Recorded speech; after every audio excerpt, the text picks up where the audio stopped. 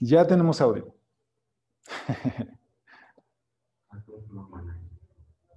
Falta un floor manager. Mira, de momento sigo siendo hombre orquesta, pero ya pronto. Hola, bienvenida. Adelante, por favor.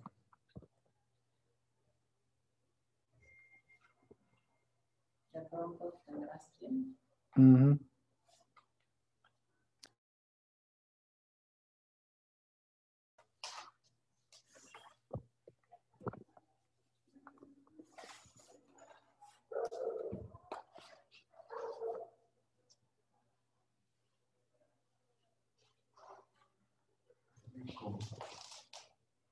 ¿Oh? Gracias. Ah, sí.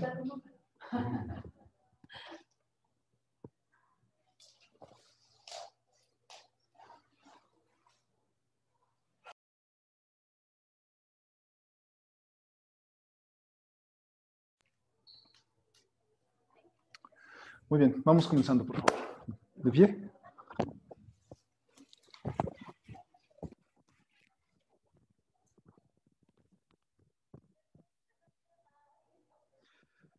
Namo Buddhaya. Namo Dharmaya. Namo Sanghaya.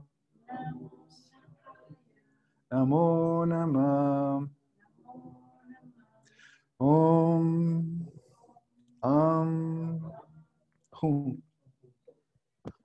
Y nos sentamos.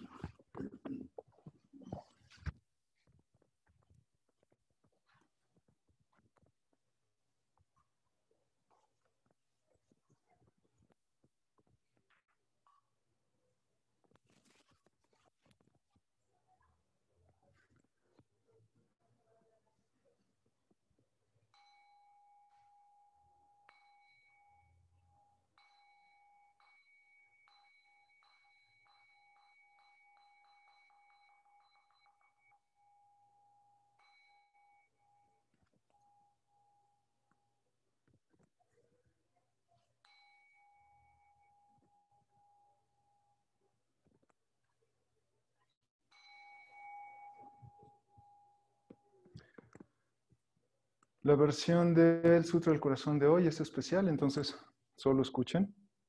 O seguramente lo han escuchado antes, así que si quieren unirse, adelante.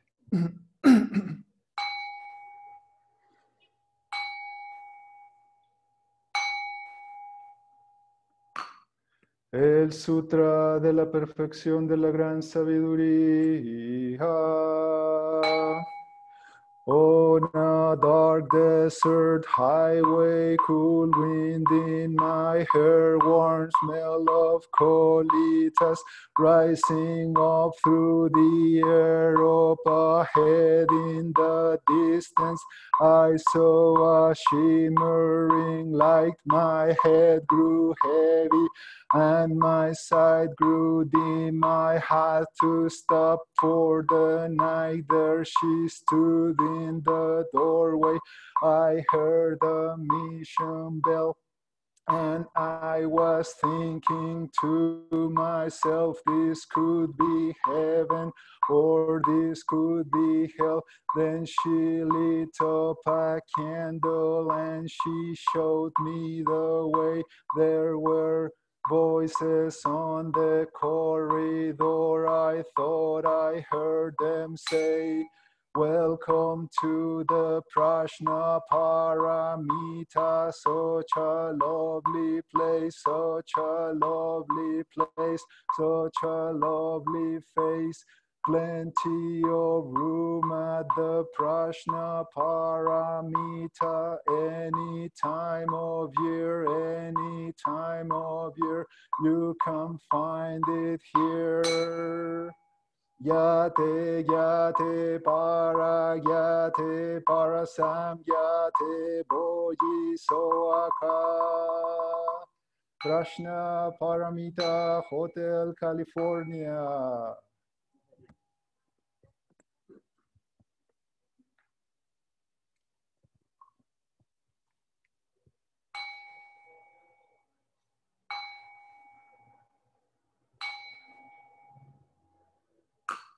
La naturaleza búdica impregna todo el universo. La realidad existe aquí y ahora al recitar la identidad de lo relativo y absoluto y el sutra de la perfección de la gran sabiduría. Dedicamos nuestros sinceros esfuerzos al honorable Shakyamuni Buda, el Buda histórico y maestro, y a todos los antiguos maestros, honorable Eihei Dogen, honorable Soji Keizan, y a todos los honorables maestros pasados hasta honorable Zuigaku Renpo, honorable Gudo Wafu Nishijima, y a todas las mujeres y hombres honorables en la historia cuyos nombres han sido olvidados o no han sido pronunciados. También dedicamos estos esfuerzos a los tres tesoros, Buda, Dharma, Sangha, y a todos los Budas y maestros en todo lugar y en todos los tiempos. Especialmente buscamos tranquilidad y bienestar para todas las criaturas viviendo en sufrimiento o en enfermedad, que la serenidad borre todas sus afecciones, que sus vidas estén en paz y que la sabiduría radique en la oscuridad de la ignorancia.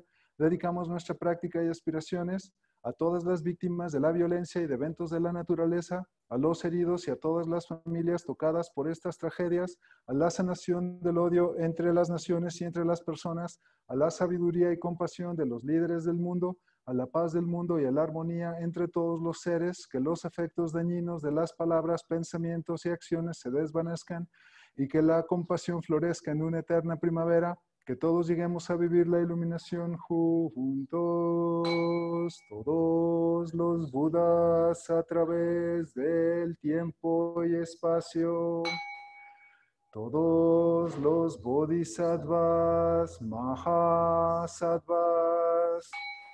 Maham, Prashnam, Paramita.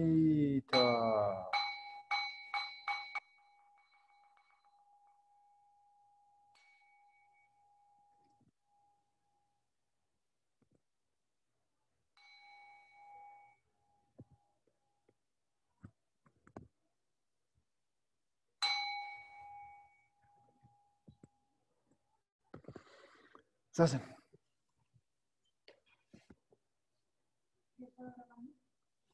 Sí, sí, estamos grabando. Gracias.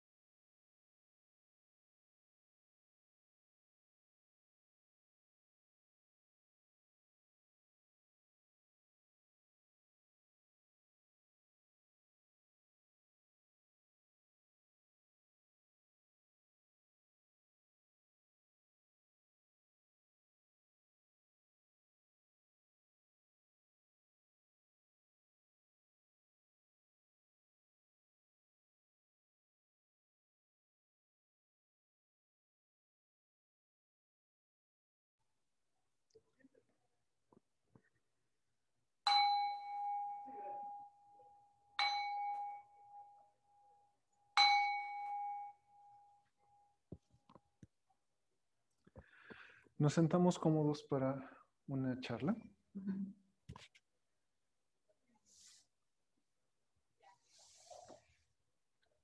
Desenróllate.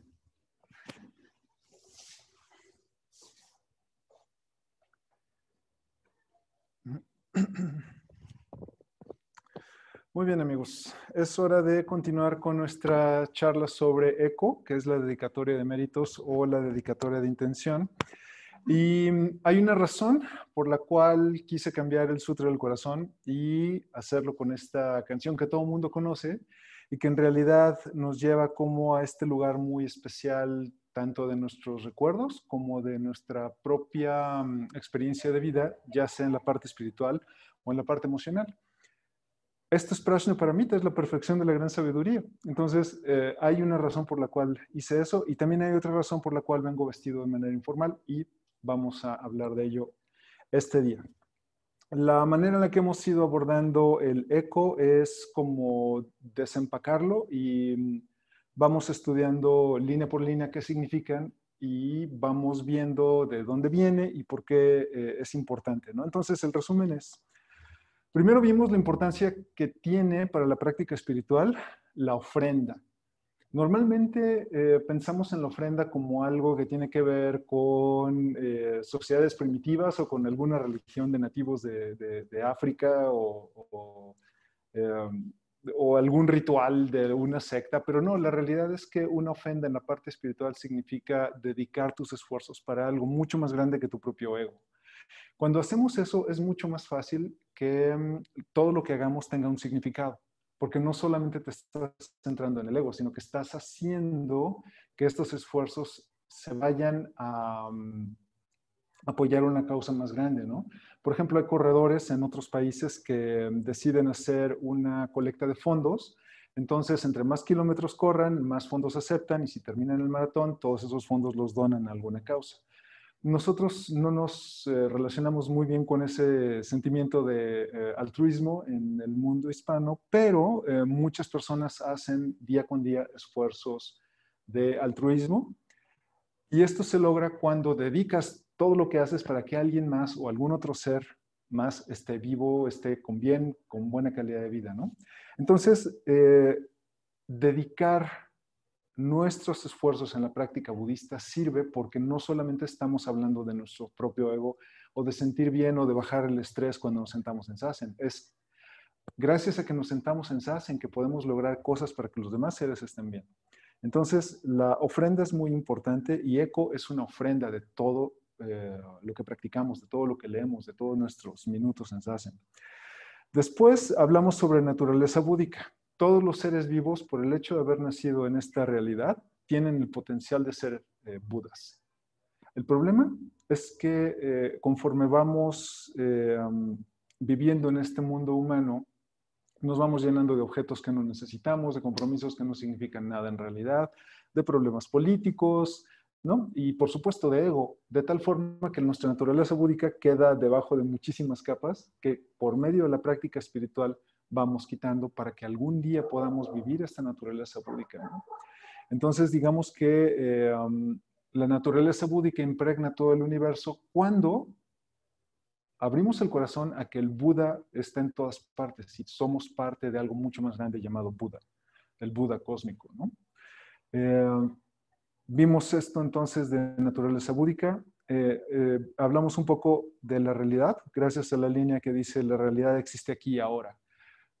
En el esquema o en la visión del budismo Soto Zen, el Dharma no solamente son las enseñanzas del Buda, sino que el Dharma es la realidad aquí como está en este momento, sin ediciones, sin cortes, sin preferencias personales. Es sentarte a contemplar las cosas como son, sin etiquetas. Si vas a ver un árbol, no es un árbol, solo es. Si vas a ver una puesta de sol, solo es. Si vas a ver dormir a tus hijos o a tu pareja, sin tomarle fotos para Instagram o Facebook, también solo es, ¿no? Se trata de solo contemplar el estado actual de las cosas y esto es vivir la realidad aquí y ahora. Luego hablamos de un poquito sobre el Buda, sobre Dogen y Keisan. Hablamos de la importancia de Dogen. Dogen nos deja esta escuela del Soto Zen, en donde sabemos el valor de la vida con mesura, con humildad, de vivir con lo justo necesario. Sabemos el valor de la práctica de Zazen como el pilar de nuestra práctica. Sabemos el valor de soltar el ego para poder entender el universo. Y hablamos sobre Keisan. Dogen, sin Keisan, hubiera sido solo un monje más perdido en un monasterio en la montaña. Es por Keisan que el budismo se populariza, el Soto Zen se hace popular a todas las provincias, con las personas sin estudio, con las personas no poderosas. Es así como completamente popular, ¿no? Y esta expansión del Soto Zen es la que toca nuestras culturas al día de hoy. Porque el Rinzai era el Zen del emperador y de los nobles y de los ricos, ¿no? Y el Soto Zen era el budismo del pueblo. Y por eso Keisan es tan importante, porque pone el Soto Zen en las manos del pueblo, pero además le da este papel importantísimo a la mujer dentro de la práctica Zen. Keisan es hijo de una monja budista, es nieto de un estudiante de Dogen, es ordenado a muy temprana edad, entonces crece entendiendo esta energía femenina de todo lo que nos rodea y por eso también es muy importante al día de hoy. Entonces vimos todo eso y las líneas que tenemos para hoy dicen: Honorable Zuigaku Renpo, honorable Gudo Wafu Nishijima y a todas las mujeres y hombres honorables en la historia cuyos nombres han sido olvidados o no han sido pronunciados. Tenemos dos nombres muy importantes. Honorable Zuigaku Renpo. ¿Quién fue Renpo? En el blog puse las fotos de Renpo y de Nishijima. Estas dos fotografías son importantes para nosotros porque sin ellos no estaremos juntos el día de hoy. Zuigaku Renpo es el primer maestro que tiene estas cejas como de maestro de película china, ¿no? Superpobladas, blancas. Zuigaku Renpo nació en 1905 y murió en 1993. Era el hijo de un profesor de escuela y de una campesina. Y tanto el profesor como la campesina eran practicantes de Soto Zen. Entonces, Zuigaku nació en esta casa con altos valores budistas y además con una gran inclinación a vivir la identidad nacional de Japón. Esto es muy importante.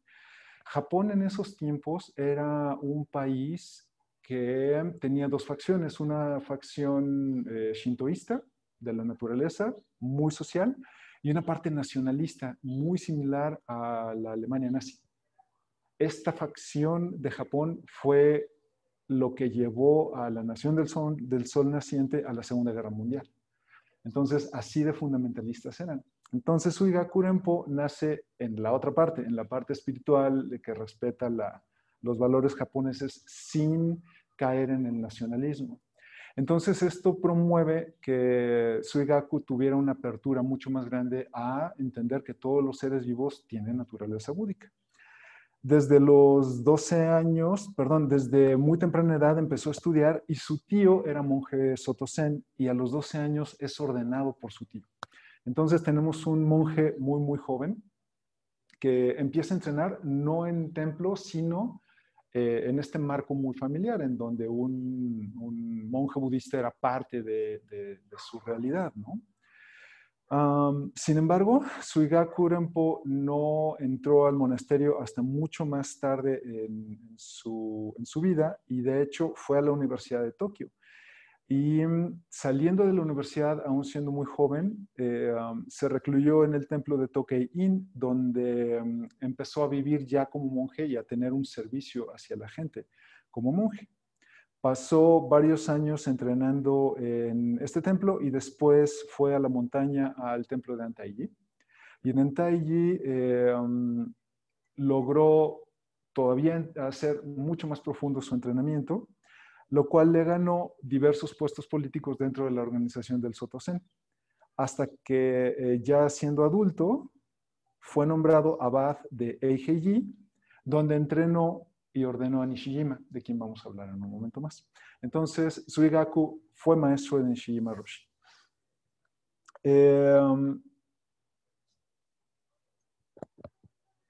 Suigaku Renpo tuvo muchas contribuciones al mundo del Zen, convirtiéndolo en una práctica popular, tradicional. Era como la extensión entre los practicantes y los nobles, y los imperiales y los políticos. Entonces, eso hizo que Eiheiji creciera por el apoyo y los patrocinios pues de la gente pudiente de Japón.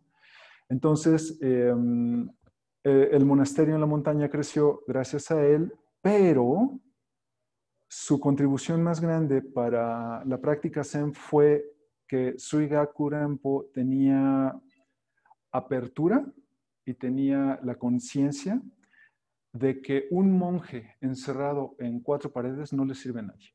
Entonces, Suigaku Renpo impulsaba a sus monjes a que salieran, tuvieran un empleo, tuvieran pareja, tuvieran hijos, porque es en la vida cotidiana donde está el verdadero aprendizaje. Un monje que se pasa 15 años encerrado en un monasterio, ¿cómo te puede hablar de un corazón roto? Cuando está protegido en 4 paredes y estudiando y trabajando todo el tiempo, ¿no? ¿Cómo puede ayudarte un monje a entender el desempleo? Si el monje pues, se la pasa muy bien adentro de 4 paredes, el monje necesita enfrentarse también con el desempleo porque son los problemas de la vida cotidiana. Entonces, Suigaku Renpo fue de los promotores de que los monjes que llegan a Eiheiji solo estén 1 año y después tienen que salir. Y luego pueden regresar, pero tienen que estar trabajando afuera con la gente, para la gente, ¿no? Y esta es la razón por la cual hay tantos templos en Japón al día de hoy y tantos monjes con familia y que tienen un empleo y en las noches se van a trabajar y a dar sermón, ¿no?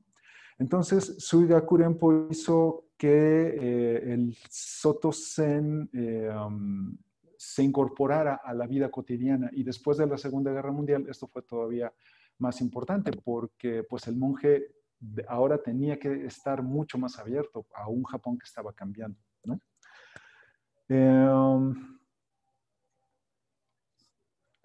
Todo este trabajo hizo que el emperador nombrara a Suigaku Renpo como Gran Maestro de la Compasión y Océano de Plenitud. Este era su título. Suigaku Renpo era Gran Maestro Zen de la Compasión, Océano de Plenitud. Entonces, él fue abad de Eiheiji hasta su muerte en 1993.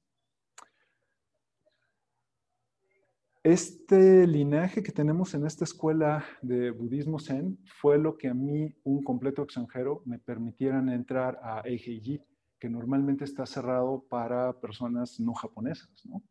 Es gracias a que nuestro abuelito del Dharma fue abad muchos años de Eiheiji que pues tuvieron a bien recibirme todo el tiempo que estuve con ellos el año pasado. Entonces, para que tengan más o menos idea de lo mucho que pesa el nombre de Suigaku Renpo para la cultura japonesa al día de hoy y sobre todo en el mundo zen, ¿no? Yo que no soy nada, pude convivir con monjes en, digamos, nuestra casa matriz, ¿no? Entonces, pues esto es una semblanza, un vistazo a Suigaku Renpo. No hay muchos documentos sobre él en español y por supuesto en inglés hay muy pocos, pero pues es un nombre que al día de hoy sigue siendo reconocido y no todo el mundo se lleva un nombramiento de ese tamaño del emperador, ¿no? Entonces, bueno, él es como nuestro bisabuelo del Dharma. Renpo Niwa o Renpo Zenji. Cuando en el nombre de un maestro budista encuentran la palabra Zenji, como por ejemplo Dogen Zenji o Renpo Zenji, el Zenji se usa para un maestro muerto que fue abad de Eiheiji. No todo el mundo puede ser Zenji, sino solo los abads que ya están muertos, ¿no? El abad actual de Eiheiji no es Zenji porque sigue con vida, entonces es como un reconocimiento póstumo a haber sido abad de Eiheiji y no cualquiera llega, ¿no? Entonces, él fue Suigaku Renpo, que entrenó a Nishijima. Entonces, bueno, ahí tienen la imagen de Suigaku, pueden buscar fotografías de él y siempre está muy propiamente vestido con todo su atuendo de monje. Y Gudo Wafu Nishijima Roshi es otra historia. Él fue alumno de Sawaki Kodo, que es muy famoso en el linaje de Shimaru. Sawaki Kodo, antes de la Segunda Guerra Mundial, entrenó a todos los grandes maestros que después llegarían a Occidente, como Deshimaru o como Suzuki Roshi, que abrió el San Francisco Zen Center. Entonces, todos ellos entrenaron con Kodo Sawaki. Nishijima también entrenó con él. Y fue alumno de Remponiwa.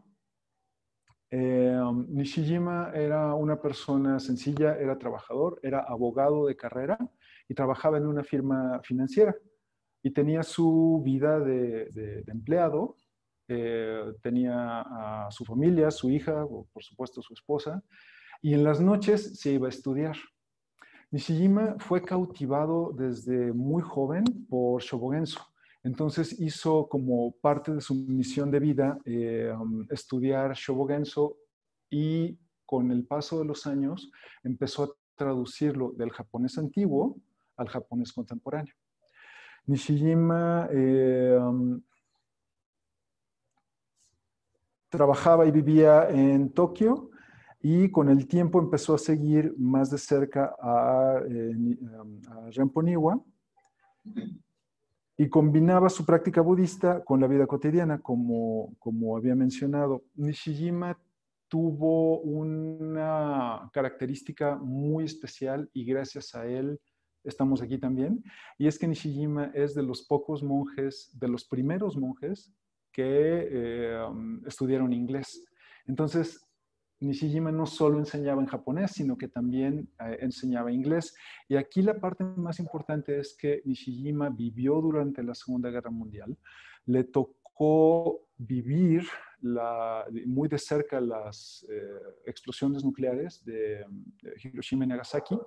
Vio cómo se derrumbó el imperio del Crisantemo, y así se llama el imperio japonés.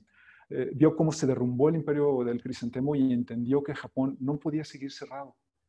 Entendió que tenía que abrir fronteras, abrirse a las culturas de Occidente. Perder la guerra es algo dolorosísimo que al día de hoy sigue pesando mucho en el pueblo japonés. Y Nishijima entendió que era momento de evolucionar, ¿no? Otra cosa importante es que Nishijima Roshi se dio cuenta de que en algún punto el interés por la práctica Zen en Japón iba a declinar, posiblemente desaparecer. Porque al mezclarse con nuevas culturas, al haber perdido la guerra, Estados Unidos impuso una constitución nueva en Japón, entonces pues los valores que los hacían japoneses estaban esfumándose, ¿no? Y de pronto tenían que comenzar a trabajar en oficinas, se abrieron industrias, muchísimos cambios estructurales en la nación después de haber perdido la Segunda Guerra Mundial. Y entonces el japonés promedio empezó a perder el gusto o la identidad para poder seguir practicando Zen. Y Nishijima lo pudo ver desde su lugar en la historia y empezó a enseñar a los extranjeros que llegaban a Japón en inglés.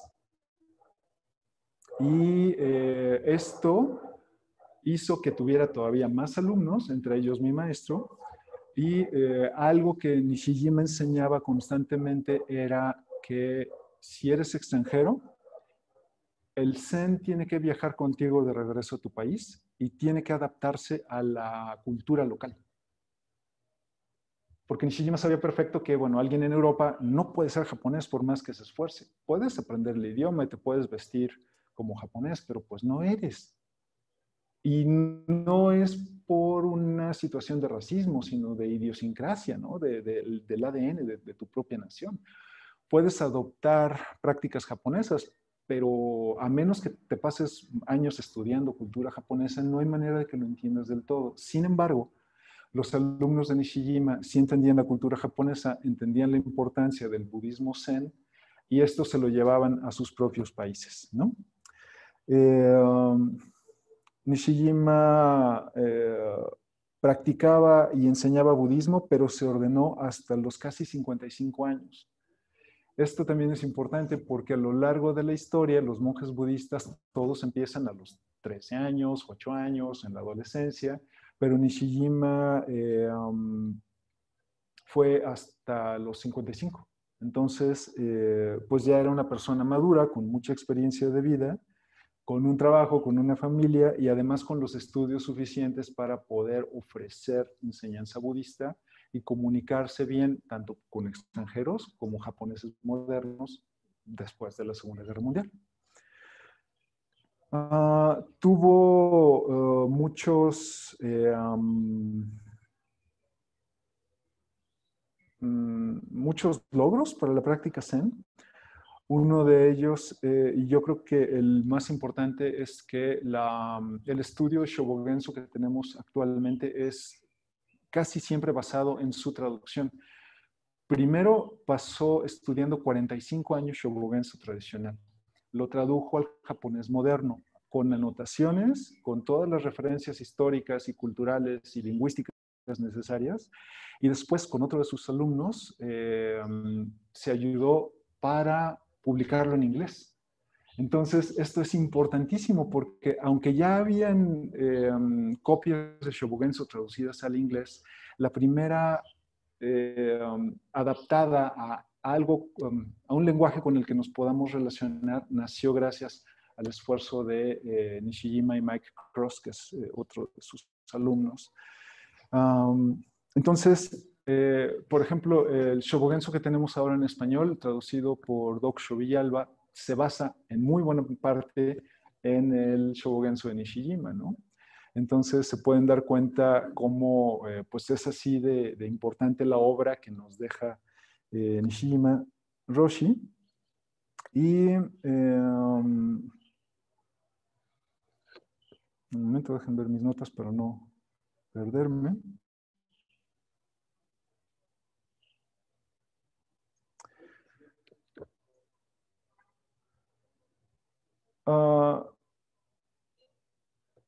Entonces, bueno, Nishijima traduce Shobogenzo y otra característica de la práctica de Roshi es que era una persona muy pragmática. Justo porque vio cómo Japón perdió la guerra y que se tenía que adaptar, empezó a explicar la sabiduría del Buda y la sabiduría de Dogen con palabras contemporáneas, ¿no? Entonces reinterpretó las 4 nobles verdades y Nishijima Roshi les llamaba 3 filosofías y una realidad. Entonces explicaba las 4 nobles verdades con términos psicológicos y él decía que la primera noble verdad, que es la verdad de dukkha, que esta es una parte espiritual muy densa del budismo, porque es trascendental. Nos podemos dar cuenta de que todos los seres vivos sufren y esta verdad trasciende tu gusto y tu propio espíritu. Simplemente es la realidad, ¿no?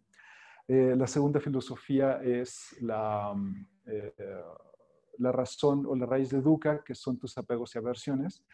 Y esto Nishijima lo veía como psicología humana pura, ¿no? Entre más deseas o más repeles, más sufres. Y lo veía como de esta manera pragmática y materialista. La tercera noble verdad es también pragmática porque esta es el estudio de la impermanencia de las cosas. Y finalmente la cuarta noble verdad que Nishijima le llama una sola realidad es el Buda Dharma completo. Son todos los lineamientos que nos deja Shakyamuni Buda para salir de dukkha. Entonces, esta reinterpretación es muy interesante porque además Nishijima sabía un poco de psicología, sabía un poco de fisiología, de anatomía humana, entonces hace como estas relaciones que son importantes para entender de manera, digamos, más pragmática y científica nuestra práctica. Cabe mencionar que Nishijima no era científico y que tampoco era psicólogo, entonces más bien era una persona muy instruida y hace estas explicaciones que pues puedes tomarlas o dejarlas, pero lo que sí es un hecho es que es mucho más fácil entender cuando leemos a Nishijima después de haber leído al Buda, ¿no? Que puede ser a veces hasta críptico. Y una última característica de la práctica de Nishijima Roshi es que él tenía muy claro que adoptar las nuevas tecnologías era importante si es que el budismo iba a sobrevivir, si la práctica zen iba a sobrevivir, ¿no? En los tiempos de Nishijima apenas Internet estaba empezando a florecer, no había tantas conexiones como las tenemos al día de hoy, pero fue de los primeros maestros que empezaban a estar en contacto vía correo electrónico. Por supuesto usaba mucho el fax. Ahora el fax ya es algo de la historia, pero no todo mundo en el mundo del Soto Zen estaba dispuesto a usar las nuevas tecnologías porque hay como un rollo de tabú, ¿no? No todo el mundo está del todo convencido de que puedas contactarte con tus alumnos vía Zoom, ¿no? Sin embargo, está sucediendo, estamos entrenando, no somos la única sangha. Fuimos la primera sangha Soto Zen en español en establecer un contacto de esta manera, por eso tenemos tantos amigos en tantos países. Y fuimos criticados, ¿no? Lo mismo mi maestro fue criticado cuando abrió Treeleaf, que es la sangha en línea. Fue criticado y al día de hoy, por supuesto, lo siguen masticando otros practicantes de budismo. Pero el punto es que cuánta razón tenía Nishijima. La tecnología es un vehículo más para transmitir el Dharma, para estar juntos, para practicar. Y bueno, ¿quién iba a decir que una pandemia nos iba a acercar todavía más y a hacer más cortas las distancias, a pesar de que estamos a kilómetros? En realidad nunca hemos estado solos, ¿no? Entonces, dedicamos nuestros esfuerzos a Buda, a Dogen, a Keizen, a Nishijima y por supuesto a Gudo Wafu. Y después, las líneas que estamos viendo hoy dicen: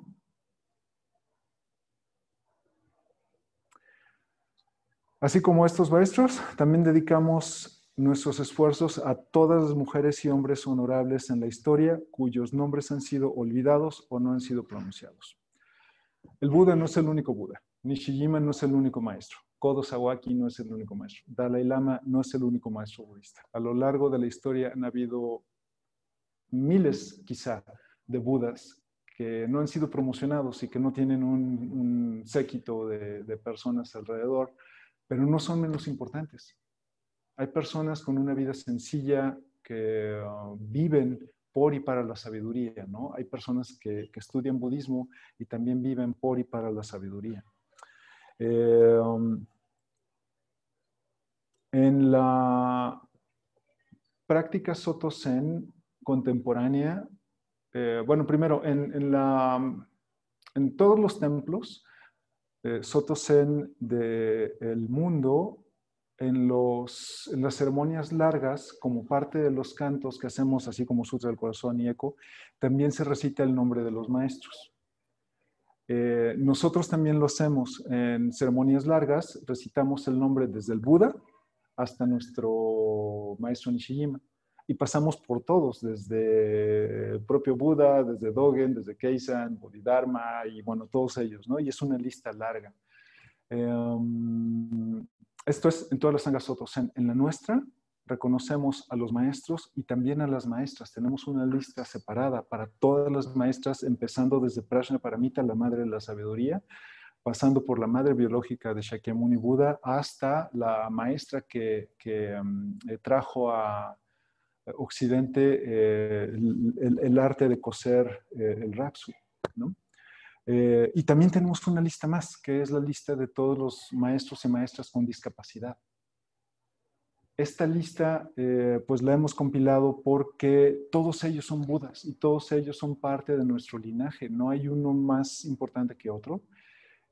A todos ellos los reconocemos, ¿no? Por eso estas líneas dicen, dedicamos nuestros esfuerzos a Suga Kurempo, a Gudo Wafu Nishijima y a todos los hombres y mujeres que han sido olvidados por el tiempo, pero que no son menos importantes. Entonces los recordamos, y dedicamos todos nuestros esfuerzos con gratitud y con humildad, porque si no fuera por ellos, no estarían escuchándome en primer lugar, ¿no? Entonces, eso significa estas líneas del día de hoy. Muchas gracias. A mí tú. Preguntas, amigos. ¿Dudas? En lo que ustedes escriben. Yo les digo que el curso número 2 no tiene material esta semana porque seguimos leyendo Mente Zen, Mente de Principiante. El curso 1 ya tiene material y mañana reanudamos nuestra práctica de Zazen a las 6:10 a.m., tiempo de la Ciudad de México. ¿No tenemos preguntas? ¿Nadie? ¿Ningún valiente? Por favor, Manuel. El japonés es mucho más complejo que otros idiomas, ¿verdad? El japonés es muy complejo y Tarda muchos años en aprender más sí, que nosotros, ¿no? sí. Para leer un libro, sin recurrir al diccionario, necesitas estudiar cerca de 6 u 8 años. Nada más para aprender a leer y escribir. Ajá, sí. O sea, no es como aquí a los 5 años ya están leyendo. No, es cosas distinto. básicas. Ajá, es distinto. Lo que pasa es que no es una lengua romance, entonces no comparten su mismo alfabeto. Eso ya es una dificultad. Y también cuando estudias japonés, tienes que estudiar la cultura, ¿no? Porque no puedes solo aprender palabras, necesitas ver el mundo como japonés. Y es cuestión de varios años de estudio y de dedicación. Por ejemplo, en el japonés, la palabra yo no existe como tal. No se relacionan bien con ella porque es una nación integrada, no es una nación separada, ¿no? Entonces, para decir yo bebo café, lo dices en infinitivo, beber café. La palabra yo no se usa, se descarta. Nosotros la estudiamos porque necesitamos relacionarnos con algo y saber que hay un terreno conocido, pero en realidad en japonés dices beber café y el que habla es el sujeto. Entonces, el yo como tal no existe. A diferencia de las lenguas romances, que todo es yo, mi, ¿no?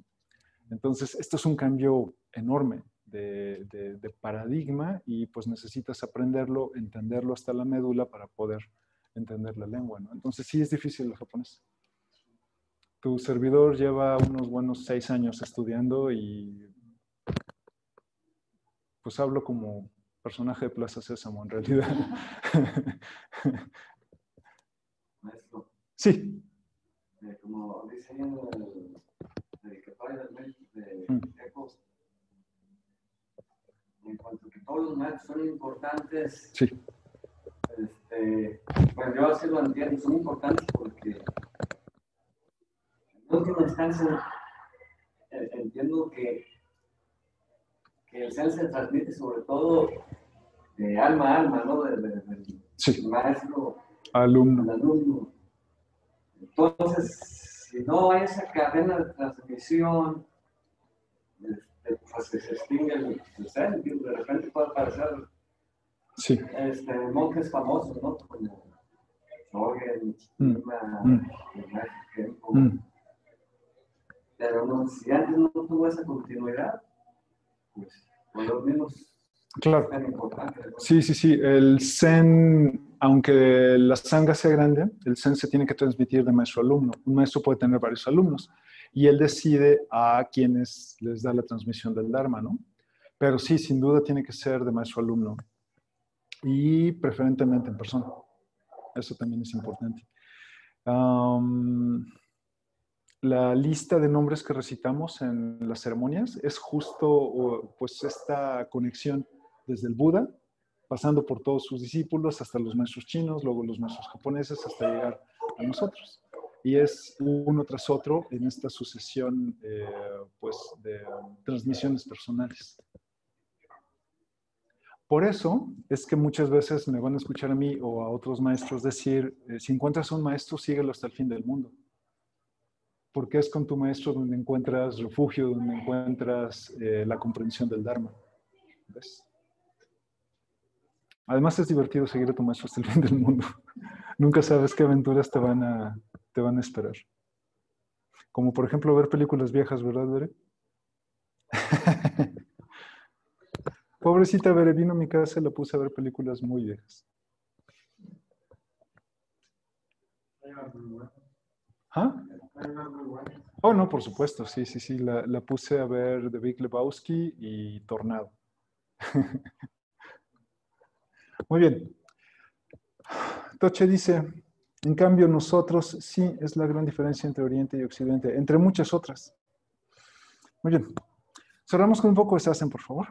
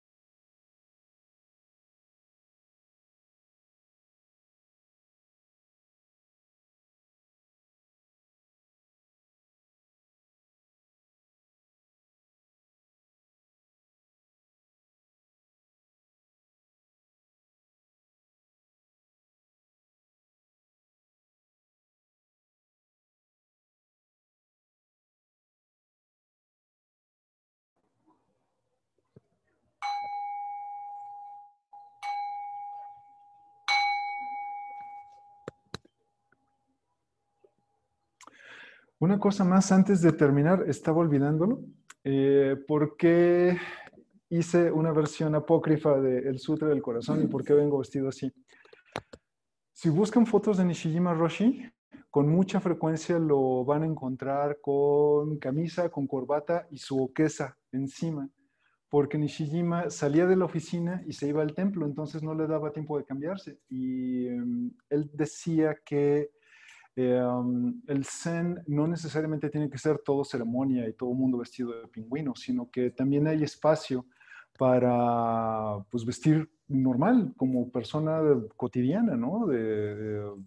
No hay por qué mantener esta rigidez todo el tiempo. Entonces, a veces pantalones cortos está bien, a veces traje de pingüino está bien, a veces ceremonia más en forma y mucho más seria y tradicional también está bien, ¿no? Hay que encontrar como este punto intermedio entre una vida cotidiana de ciudadano de tu país, además de practicante Zen, y por supuesto, si eres monje, también encontrar el equilibrio entre trabajo, familia, práctica, y lo mismo es para la ropa, ¿no? Y también el Sutra del Corazón es tan grande que lo incluye todo, hasta aquellas canciones que podrían relacionarse o no. Resulta de que amanecí cantando Hotel California y dije, bueno, ¿por qué no? Los tengo cautivos, no me pueden decir nada. Ok, está perfecto. Muy bien. Entonces, terminamos con verso de la enmienda, por favor.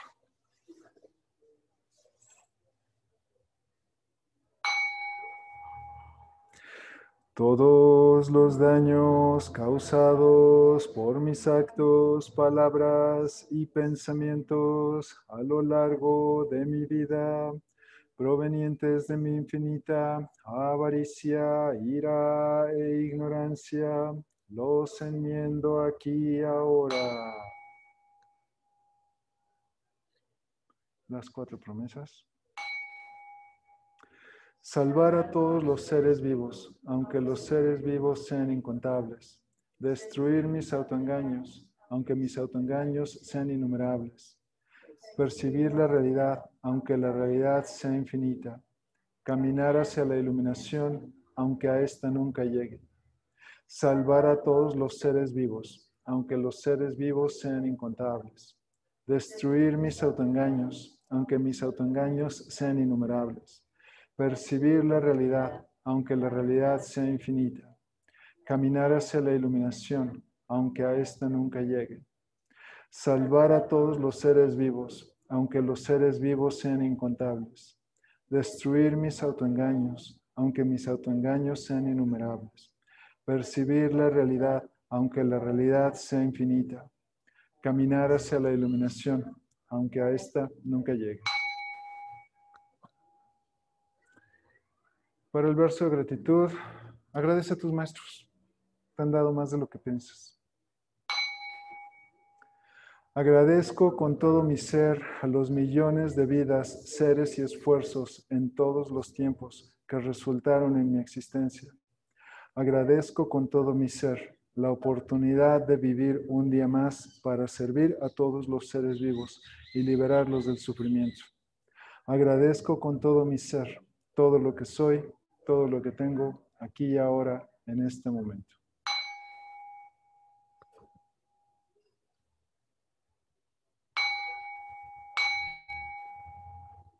Amitofo. Muchas gracias. Tengan un buen día.